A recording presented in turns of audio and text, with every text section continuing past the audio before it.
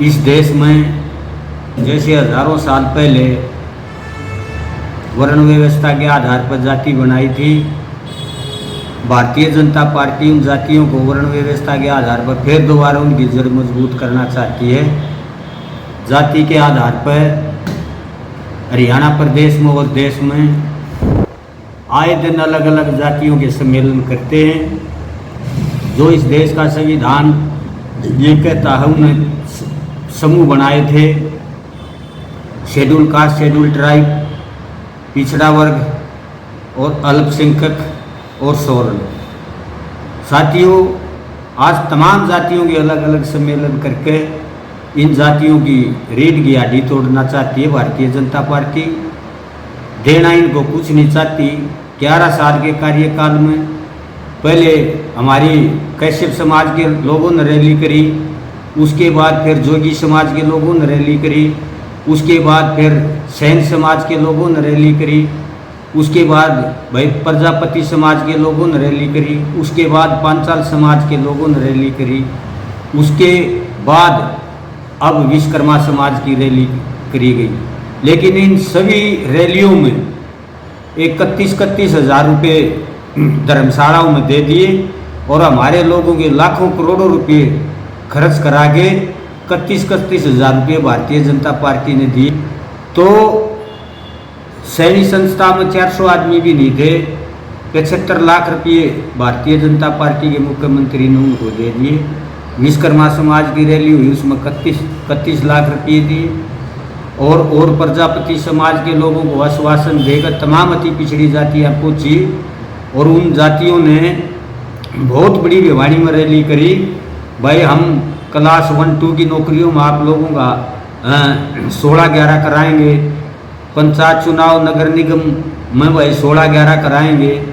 लेकिन वही ढाक के 3 बात जो हमारे समाज के बीजेपी के जो एजेंट नेता बैठे हैं, जो हमारे बीजेपी के जो एजेंट नेता बैठे हैं, उन लोगों ने अपनी अपनी लगी हुई है समाज जाओ दाढ़ी गऊ नहीं, बात से कोई किसी किस्म का मतलब नहीं है। जा हमारे पास रोजी रोजगार होगा, जब तक हमारा समाज आगे बढ़ेगा। ना इन लोगों ने कभी नौकरियों के बैकलॉग की बात करी, ना इन लोगों ने कभी क्लास 1-2 की बात करी, ना इन लोगों ने भाई कभी नगर निगम पंचायत चुनाव में 16% कोटे की बात करी। तो भारतीय जनता पार्टी पूर्ण रूप से गुमराह कर रही है और इस देश के संविधान और लोकतंत्र को धीरे धीरे समाप्त करने लग रही है। जिस संविधान की बदौलत आज हमारे लोग बढ़िया कपड़े पहन रहे हैं, बढ़िया रोजगारों पर शिफ्ट हो रहे हैं। आज देखिए नेपाल में देखिए ओपीओली का क्या हाल होया है। इसी तरह से जहाँ भारतीय जनता पार्टी चलती रही तो इस देश में, भारत में भी यही हाल होने वाला है। आज तमाम बेरोजगार लोग हैं, नौजवान लोग हैं, तमाम बेरोजगार बैठे हैं, तमाम महकमे बेच दिए, रेलवे ने बेच दी, LIC ने बेच दी, नेशनल हाईवे ने बेच दिए, बंदरगाह एयरपोर्ट ने बेच दिए। जो कसम है इस मिट्टी की, मैं देश को नहीं बिकने दूंगा, तो सारा देश बेच दिया। और इस देश का प्रधानमंत्री और भारतीय जनता पार्टी और RSS इस देश को गुमराह करके, जो हजारों साल पहले इन जातियों के हालात थे, धन संपत्ति रखने का अधिकार नहीं था, बोलने का अधिकार नहीं था, सुनने का अधिकार नहीं था, माता बहनों को सतन ढकने का अधिकार नहीं था, तो सुन ले तो कानून में शीशा पिघला दिया करते। वही हालात मनुस्मृति का संविधान लागू करके दोबारा हमारे को उसी पैटर्न पर भारतीय जनता पार्टी ले आना चाहती है। तो लागू करने की बात करता है, एक इस देश के संविधान को मिटाने की बात करता। आज देश में राहुल गांधी एक ऐसा नेता है जो देश के संविधान, लोकतंत्र और गरीबों के हक अधिकार को बचाने की बात कर रहा है। और भारतीय जनता पार्टी उस सारे संविधान और लोकतंत्र को खत्म करने की बात कर रही है। प्रदेश में और देश में जल्द ही जब भारतीय जनता पार्टी ने इन लोगों को इसी तरह गुमराह रखा, तो तमाम लोग नेपाल की तरह लोग रोडों पर आएंगे और अपने हक अधिकार लेकर ही रहेंगे। मैं ज़्यादा आज देखिए शिक्षा का स्तर कितना गिर गया। आज प्राइवेट जगह जगह प्राइवेट दुकान खुलवा दी इन लोगों ने।